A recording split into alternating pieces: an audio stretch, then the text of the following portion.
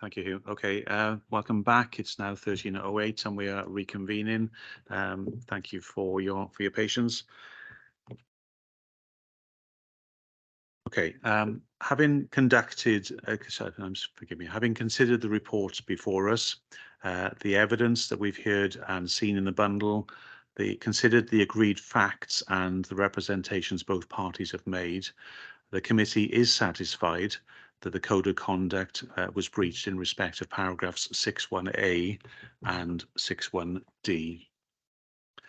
So we're now going to move on to stage 3 to consider, given that there has been a breach, the committee's considered that there has been a breach of the code, what sanctions would be appropriate. Mr. McAndrew, we're going to hear from you first, please, and we're going to invite you to make representations to the committee, please. Thank you. Now the breaches of the code have been established, is for the Standards Committee to determine appropriate sanction. I'd refer the committee to the Adjudication Panel for Wales's sanction guidance, and I've got copies available if anyone needs them. The APW sanction guidance sets out the rationale behind the sanction system at paragraph 18.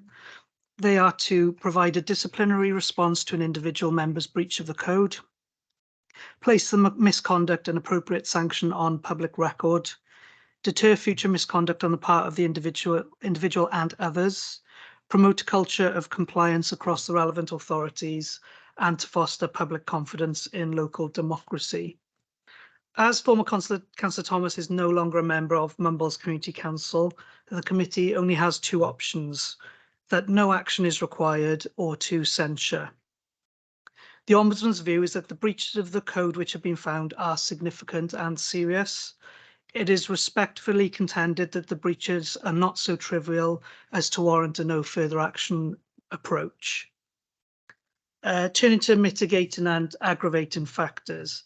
In mitigation, former Councillor Thomas was an inexperienced member of the council, and she cooperated with the Ombudsman's investigation and with this process. However, there are a number of aggravating factors in this case, and the aggravating factors are set out in the APW sanctions guidance. In relation to this case, the relevant aggravating factors are former Councillor Thomas has sought to blame others for her own actions.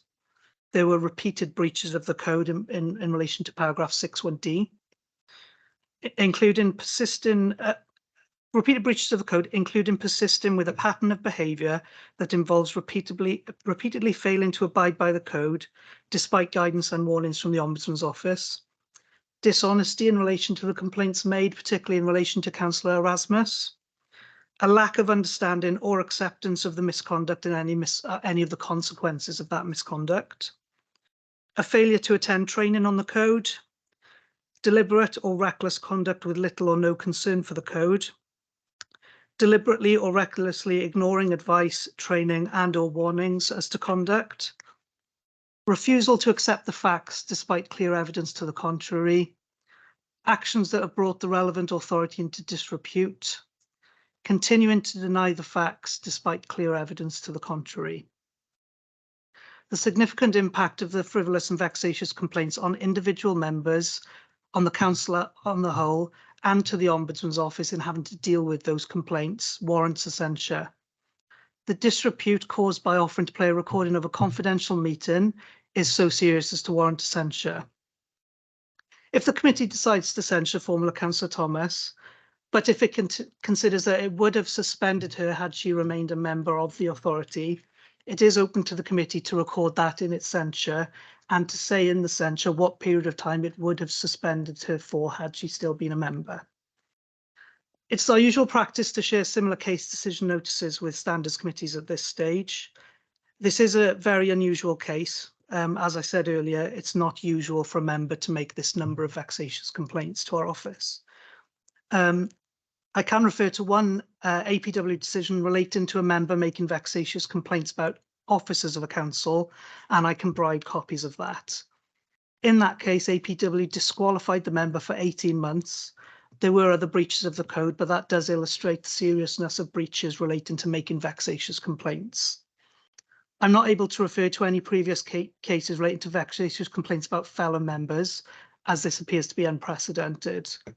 I'm also not able to refer to similar cases relating to a member offering to play a covert recording of a confidential meeting, which again appears to be unprecedented. The Ombudsman would strongly submit to the committee that a censure is warranted, and that the committee should also consider whether it would have suspended former Councillor Thomas, and if so, to record on the censure what period of suspension it would have decided. Thank you.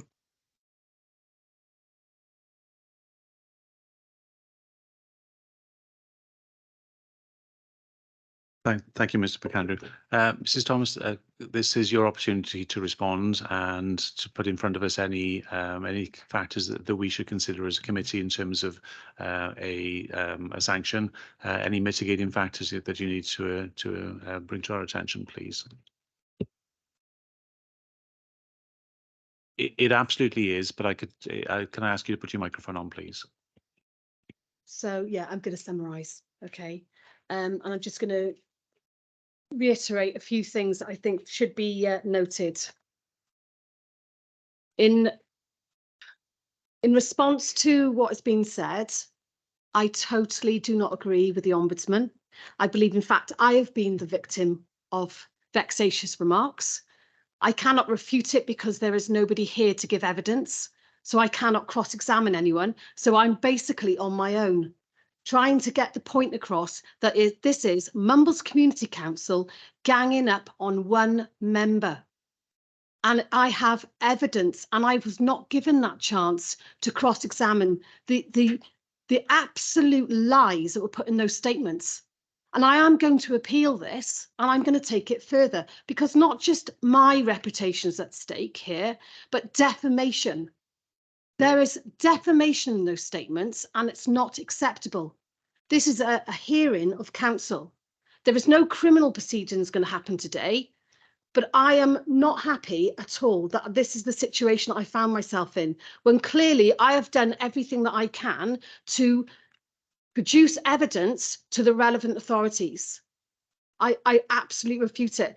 I know for a fact that there are lies on those statements, and I will be appealing.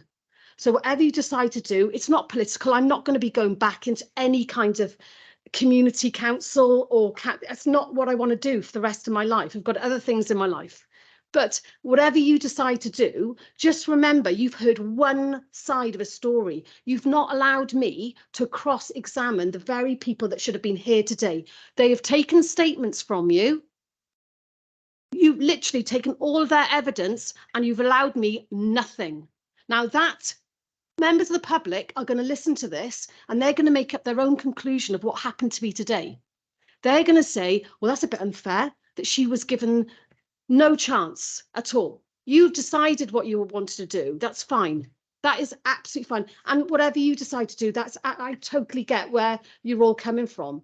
But remember, Mumbles Community Council are going to have more complaints. There are 2 councillors waiting to make a complaint about bullying. So forget me. Forget what I'm about. That is going to happen. And then perhaps you can sit and remember this day and remember I am not lying. I do not lie. Thank you. Thank you, Mrs. Thomas. Can I just ask you to pop your microphone off for a second, please? Sorry. Thank you. Thank you. Committee's heard what you've had to say. Can I just give you one last opportunity? Is there anything that you want to say in mitigation as to the findings that we found today? No, I don't. Thank you. Right. Thank you, Mrs. Thomas. Then the committee will retire and consider what sanction we would think appropriate. All right, so we'll be as quick as we can. I'm conscious that we've now gone way past lunch hour, but I am trying to, rather than have another hour's delay, if people can bear with us, we are trying to do this rather than lose an hour during the day. So we will come back to you as quickly as we can. Again, if we can stop the recording, Hugh, please.